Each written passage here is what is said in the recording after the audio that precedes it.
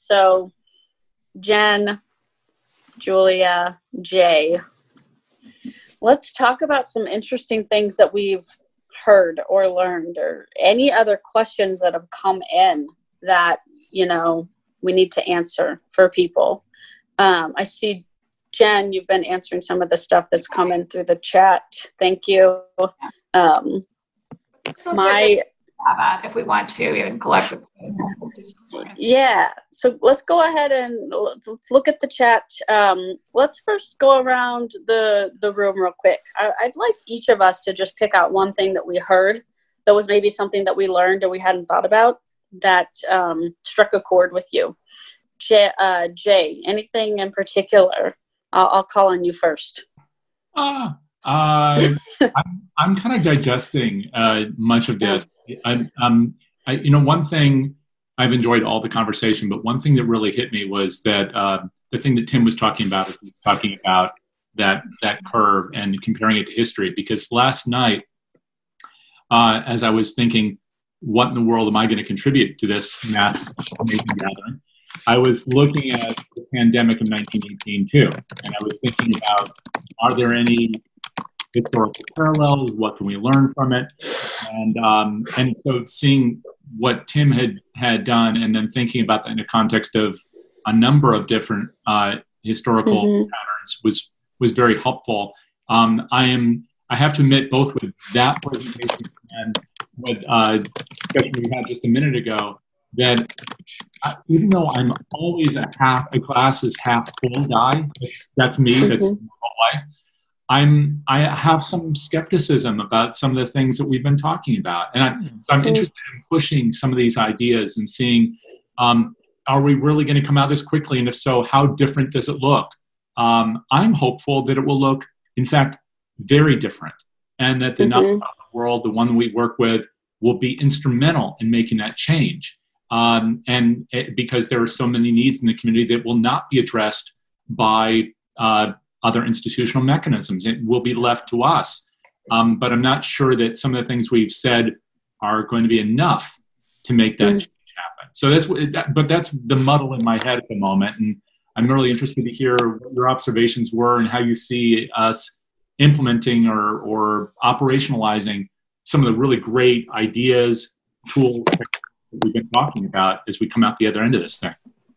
Yeah. I think that's a good point. Was there anything in particular that you're like, one thing maybe, Joe, where you're like, not so sure about that? Or maybe you're still just chewing on it?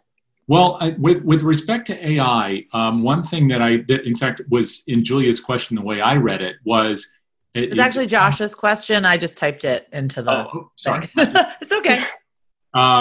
Well, whoever question it was, I thought it was a great question about how much data, because there are two ways of looking at it. One was the way, which is, okay, do you need a mountain of data in order to make any predictions? And the other is, how many data records do you need? And I think both of those are questions, but they're different.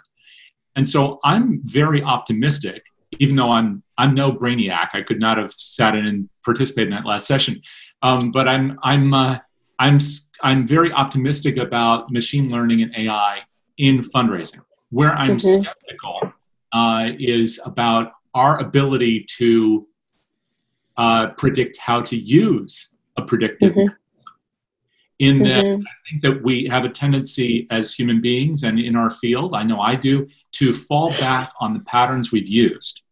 Instead of saying, you know what, I'm going to reorient not just what I use, but how I think about those tools.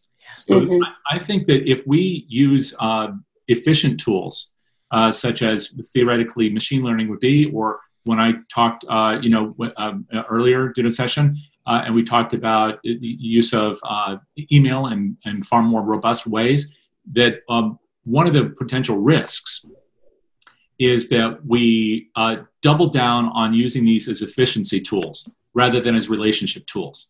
And I think that we have an opportunity to expand the way we interact with people in a real and authentic way through digital, rather than just digital being like the ultimate Dyson vacuum cleaner where we suck up all the donors and spit out stuff. I mean, we don't want that. We have an opportunity to do something better, and not just in terms of raising revenue, but actually changing the world. That we could make it so that whatever this looks like next You know how the 1918 pandemic sticks in my mind is that why did so many people die? Somewhere between 37 million and 100 million people. And the reason we don't know the number is because there was no WHO, there were no government mechanisms for collecting data, there were no national health services around the world. 18 million people alone died in India. It's the same as the number of people who died in all of World War I. And that's probably what precipitated the end of World War I. Kind of an interesting bunch of numbers. But what I think it means to us potentially is that if we can think about how we can work collectively using the best tools at our disposal to actually make the changes we want to see, that we may not need to see a lot of people die or a lot of organizations close in order to make those changes happen. But that only works if we're using these tools to actually engage with one another, like all of you are doing today, rather than just asking a lot more people to do stuff for us. And so that's my optimism and my skepticism. Yeah. I like what you said about they are efficiency tools. So it's like it's not going to save you. It's not going to not save the world. It's about putting people's brains and people's hearts behind them and then using them to drive efficiency so that you have more time to do more things, hopefully, to be productive in a better way. Julia, you seem to have some things on your mind. What's your response and what's your take on all of this? What I loved about today, the theme that I saw running through everything was that no matter if we were talking about mobile technology or artificial intelligence or email marketing, or it didn't matter the tool, everyone is definitely focused on this idea of people first and the tool second. So that is really my mission. And I think it gets confused. And I think people see me sometimes because I do get very passionate about the things that I talk about. And they think that I'm trying to shove digital tools in everyone's face, no matter what, no matter the situation, no matter the, whatever the situation is. So that's not at all what I'm doing. What I just love that theme of let's treat our supporters and our members and our donors like people first, and then pick the tools that can best help serve these people and best serve our organization with the limited resources that we do have. So I'm a huge fan of artificial intelligence only because let's just think about all the ways that it's helped us. I mean, it's really helped our work. It's helped our environment. It's helped the way that we do things on a daily basis. But like Jay said, data for data's sake is worth nothing. So like Beth Cantor wrote one of my favorite blog posts of all time, and it's entitled, Say So What to Your Data 3 times. So if you get a piece of data, you have to say, so what? Okay, I got a lot of website clicks. So what? Oh, well, a lot of people went to our donation page. So what? Oh yeah, like 10 people donated. Okay. So then you can actually, after you ask so what 3 times, you can dig deeper and see what the data is trying to tell you. But just collecting data for data's sake or using a tool because it's a shiny new tool or it seems sexy is definitely not the right avenue to take. But that was the theme that I took away today. Yeah. Well, and I think that goes back to Jen. We'll go to you next. You talked about setting goals, like what's the goal of implementing this technology? That kind of ties into the so what. I got a lot of data. What am I doing with it? Why am I collecting it if I'm not going to do anything with it? What's your take on this, Jen? So what I like you went even further. So 10 people donated. So what am I doing with them more than anybody else, or how am I communicating and cultivating relationships with all the folks along that chain? But I think my big takeaway, or my thing that I kind of had my aha moment, was a lot about putting people first. But I would also say I liked just the conversation about and the ideas and even some of the questions that came up through the day too about just trying some new things right now. I mean, there's a lot there. I think we touched on quite a few things. There's some fundamentals. Like, I think it was great to just go back to don't forget about email. Okay. That's still a thing. It's still a thing. But when you're like, I need a live stream and I need to do this, I need to text message, and I need to do all my social, you're like, email is also probably still one of the most effective pieces of your digital tool belt. So don't forget that it's there and use it wisely, I think is sort of a big one too. But don't rely solely, on your email either. I think is probably one of the more critical pieces. And try some of these things. Like a question that I just answered and came up was like, well, everyone's going to, and stuff we're talking about time, everyone's going to do their events in the fall. Don't wait. Don't wait until the fall. Don't sort of be like, oh, or don't be afraid, again, this like, just try, there's some new things. I do think that right now we are going to have to really see everybody sort of shift and pivot and all these things to sort of say there's a different way of communicating. You're going to reach different people all on different channels. Right now is the most critical thing you can do is to try. You're going to have different people that couldn't fly to Orlando to participate in an event.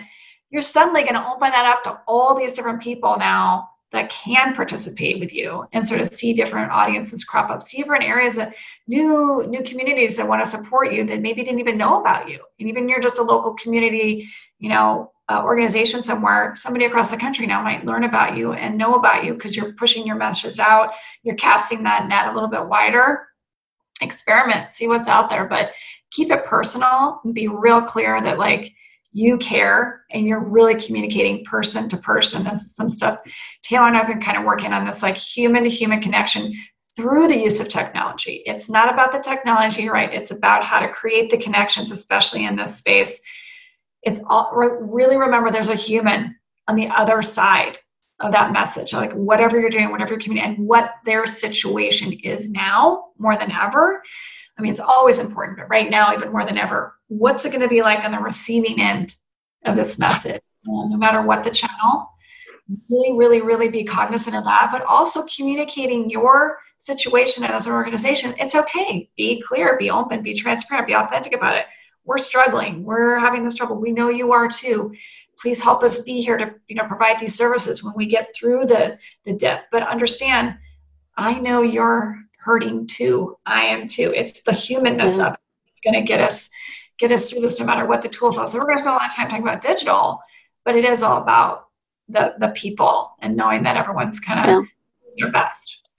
Yeah. Yeah. What's interesting to me watching everything that's unfolding, and, I keep my eye on a lot of B2B brands, a lot of for-profit marketing that I really take and ingest and think through, well, how does that apply to nonprofits and that sort of thing, that human element. What's interesting to see is how people are opening up, and how it's actually this crisis is helping people, brands, nonprofits have to show up authentically, have to drop the corporate jargon, have to drop the high production.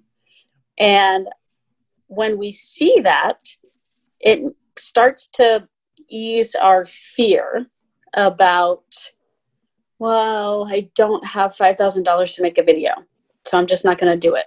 Right now, you don't have anything but your iPhone. Okay. And everyone's doing it. And that's okay, because that's actually what's real. And that is that human to human thing. And yeah, something we have been talking about, it's not B2C or B2B or whatever, consumer, marketing. When you think about donor marketing, it's human marketing. Your donors are just like you, and they're going through the same things that you're going through. And when you talk at that level, I think it really breaks down the barriers. And I think it pulls people together in a better way. So, my big takeaway is just flexibility, flexibility and authenticity, I think, is what will win, no matter what technology you're using. If you are using technology, whether it's mobile experiences or an online fundraising campaign or a giving day or whatever, being really, really real is what's going to win right now with people, I think, Tim, he had all of his kids on this webinar today. He always does. And we just laughed because that's what's real, and, I think that that's okay. And people are in a way really actually appreciating that we're getting a glimpse into each other as humans and not as like corporate cyborgs. Right. You know? Exactly. I think, and I hope for the future that this humanity and empathy and compassion will last. And I've talked to some of my clients and some of the people that I, work with and talk to, and they've said it's so interesting because they never talked to their executive director when their executive director had like their dog come on the laptop and spill the coffee, and they'd never seen the VP of development without a suit on. And it's like humanizing a lot of people, like the working from home. And of course, I recognize that, the ability to work from home is such a place of privilege. Absolutely, completely, I completely recognize that I'm healthy and I'm able to work from home. But I do love seeing that human side of people, the kind of uncut, raw, authentic. It's like what The Real World on MTV was in the 90s.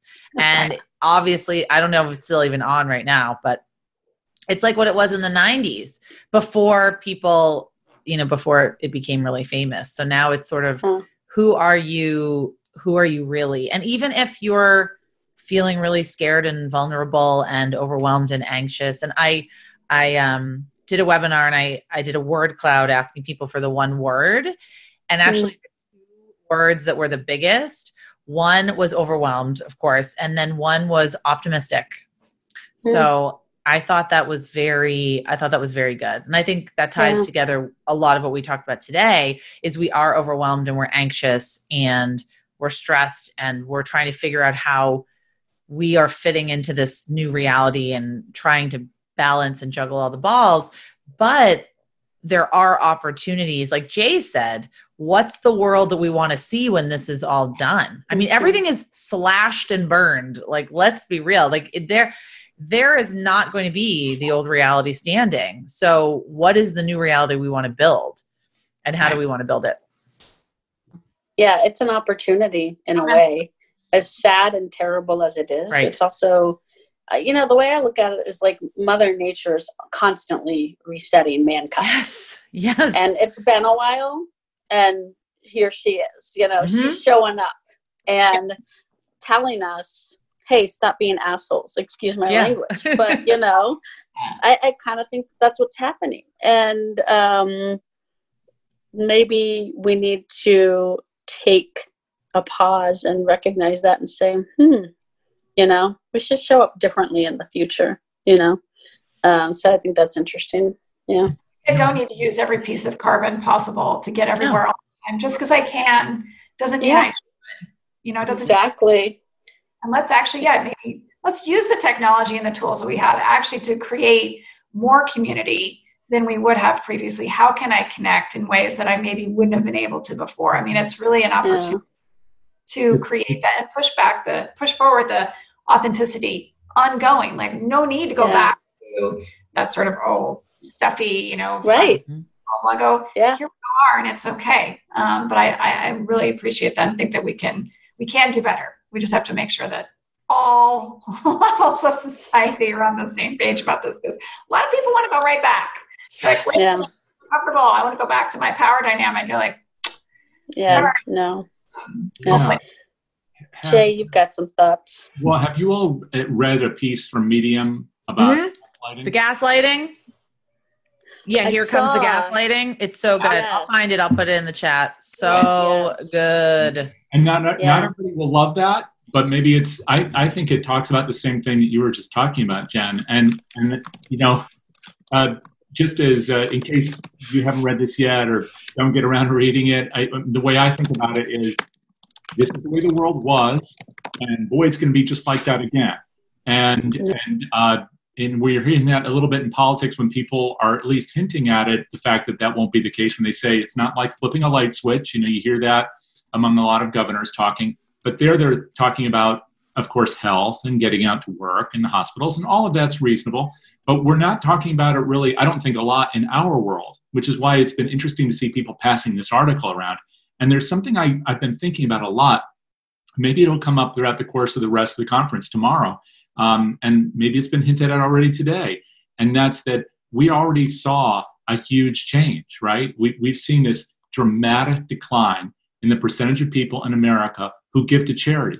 And another piece which we don't normally connect there is we've also seen over the last number of decades, maybe 5-6 decades, a dramatic decline in participation in service organizations. And I still remember feeling this for the first time myself when I went to work with one Shriners Hospital on a little feasibility study a number of years ago. And all the people that would be interviewed were in their 80s and 90s. Yeah. So what this was really speaking to were here were these people who were deeply committed, and it wasn't just about the funny cars and the crazy hats. These people were all working for these kids who, obviously needed different kinds of surgery. Shriners is a great hospital, just as others working with children. But what was remarkable to me was these people joined together, sort of like people do in Rotary or Lions or all these other groups. And then over time, that aged, sort of like we've talked about in performing arts organizations, the graying of the audience. And we've talked about it in different spaces, but we've seen simultaneously a decline in the percentage of people who give. All these places where we got together and participated because we saw something in common are shrinking. And I don't know if it's the things we usually attribute it to. I wonder if maybe we've participated in this, and this is our moment, whether it's picking from the different things we've been learning from today and we'll learn tomorrow, or whether it's by rethinking what we want the map of philanthropy and volunteerism and group participation to look like tomorrow, but some way that we reach out to people in an authentic way and say, this is the world we're envisioning together. What does that look like? How do we do that together? There are some tools and techniques in there, or else it doesn't work, which is why these conferences are so great. But there's also just this fundamental way of thinking about it. What is it? What is our vision? And is that vision going to be attractive to this rising, huge cohort of people who we haven't engaged at all? And maybe we can do that. Maybe that's what this is about. Yeah. Yeah. That goes back to something I think was said in the very beginning this morning is in our personal lives, I think we're all experiencing this, or we're engaging with old friends that we normally don't talk to. I have a group of about 8 friends from high school that meets every Monday night now at 8:00 for like a Zoom, just conversation and happy hour. And we never talk to each other. And now we're talking all the time, and it's nice. And so I think we have to think about that with our fundraising and our donors and everything like that. There might be new audiences that we tap into, or old ones that come back that we are able to engage with because we're showing up in different ways. So I wouldn't underestimate the power of the next generations. This is it. This is their space. We're finally tap into a space where they're like, oh yeah, I can totally be there with you. And the power of sort of how that's going to carry forward as they, like Jay's talking about, we have to kind of come back to this era of giving and participation. But if we have to bring in this virtual element of it, I think it's a really powerful thing to think about how that engages young people differently than they would have otherwise, and how to bring that into part of their core being as they grow up in this new space. I have a 10 and almost 14-year-old, and this is their space. So if I'm going to engage them, they need to figure out how, and we, organizations need to figure out how to engage that group as they grow older. They're going to need to know that giving and giving back and how you do it is part of just how you make a great community in the world that you want to see. Mm-hmm. And we need to stay relevant to younger generations. I think it's on us, because the trend has become, the trust is decimated in institutions, and this virus is not helping trust in government, trust in nonprofits, trust in brands, trust in anything. And from what I've seen from younger generations, I've gone and talked to college classes. I've gone and, I have a couple of young kids and talked to younger people. I wouldn't say I'm like Steve Buscemi with the skateboard. Hey there, kids. Hey. that awesome meme. Hey there, fellow children. But what I've been seeing is that they are not bound by walls and by a 501c3 number. They are going to give on GoFundMe. They are going to start a Facebook fundraiser. They are going to give to their neighbor. They are just not, they're not the same. Their mentality is, we can do whatever we want. We have all these tools, and also older generations have kind of failed us, and we're just not going to be bound to the same rules, and we're going to do our own thing. So we need to figure out a way that the sector can fit into that and still be relevant and not be that Steve Buscemi meme, like, hello there, fellow children. And I'm going to try to find it and make it my background. Please do. Okay. Show up with that tomorrow. Yeah. That's what, if you do nothing else tonight, do that. It is the top search on Google when you search for Steve Buscemi, by the way. Of course it is. That's amazing. You know, one thing that I'll say too, to just tie up with a bow, like this last session, we talked about machine learning, and it's nerdy and geeky and everything like that. One of the hopes that I have for how technology empowers us is machine learning is how we're going to solve this thing, this virus, in a lot of ways. Oh my gosh, you already got it. I know. Amazing. How do you do, fellow kids? How do you do, fellow kids? You know, now I'm like never going to not see his face in my mind when I think about you or talk to you. I love Steve Buscemi. Big fan. He's great. I like him too.